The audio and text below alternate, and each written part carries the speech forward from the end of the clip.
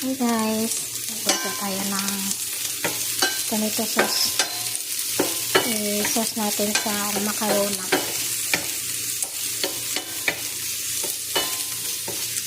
Iba yung luto nila dito guys sa Saudi. Yung macarona, iba yung luto nila. Hindi kagaya sa Pilipinas ba.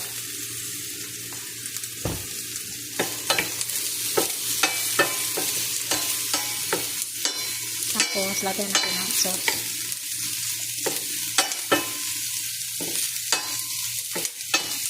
Ito sauce ilagay natin kasi walang fresh tomato. Yan. So, lagyan natin ng tomato sauce dito. Patuyuin natin siya konti kasi masyado siyang matubig. Wala kasi siyang fresh tomato. Bali, ito na lang yung sauce niya na gagawin. Yung nasa sa loob ng can.